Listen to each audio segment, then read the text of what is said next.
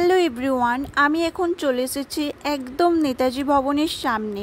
কলকাতার এলগিন রোডের একদম পাশেই অবস্থিত এই নেতাজি ভবন। বাড়িটি 1909 সালে নির্মাণ করেছিলেন নেতাজি সুভাষচন্দ্র বসুর পিতা জানকীনাথ বসু। 1961 সালে বাড়িটি একটি মিউজিয়ামে রূপান্তরিত করা হয়। বর্তমানে নেতাজি ভবন পুরোপুরি নেতাজি রিসার্চ নিউরোর তত্ত্বাবধানে। এখানে দেখতে পাচ্ছেন নেতাজি ভবনের সামনে একটি বোর্ড আছে। সেই বোর্ডে নেতাজি ভবন সম্বন্ধে নানান তথ্য দেয়া আছে।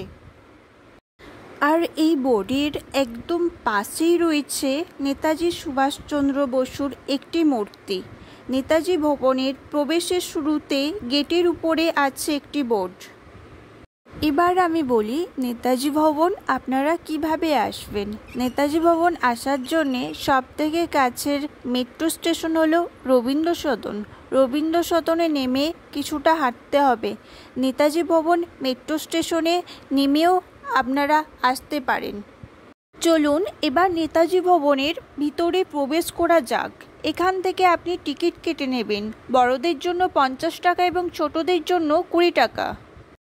নেতাজি ভবন মিউজিয়াম সকাল 11টা থেকে সন্ধ্যা 6টা পর্যন্ত খোলা থাকে। সোমবার বন্ধ থাকে। টিকিট কাউন্টার 5:30টার সময় বন্ধ হয়ে যায়। এই যে গাড়িটি আপনারা দেখতে পাচ্ছেন, এই গাড়িটি শিশির কুমার বসু 1941 সালের 16 থেকে 17 জানুয়ারি রাত্রে নেতাজি সুভাষচন্দ্র বসুকে এলগিন রোডের এই বাড়ি থেকে তার মহানিষ্ক্রমণের পথে গোমো পর্যন্ত নিয়ে গিয়েছিলেন। গাড়িটির পিছনে একটি মূর্তি রয়েছে।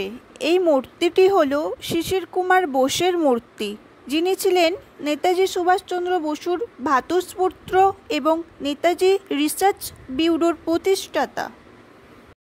এখন যে মূর্তিটি দেখতে পাচ্ছেন, এটি হলো শ্রীময়ী কৃষ্ণাদেবীর মূর্তি, যিনি ছিলেন শিশির কুমার বসুর সহধর্মিণী।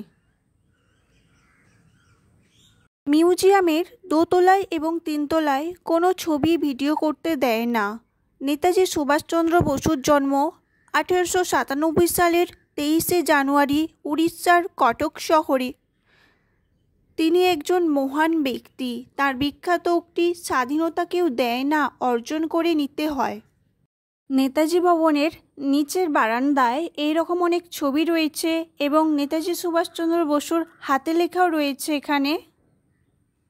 গ্রাউন্ড ফ্লোরে এইরকম একটা হলঘর রয়েছে, যেখানে বিভিন্ন ছবি রয়েছে।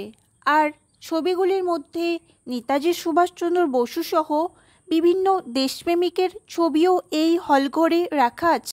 সেকেন্ড ফ্লোরে রয়েছে মিউজিয়ামটি, কিন্তু মিউজিয়ামের উপর মোবাইল বা ক্যামেরা একদমই অ্যালাউ করে না।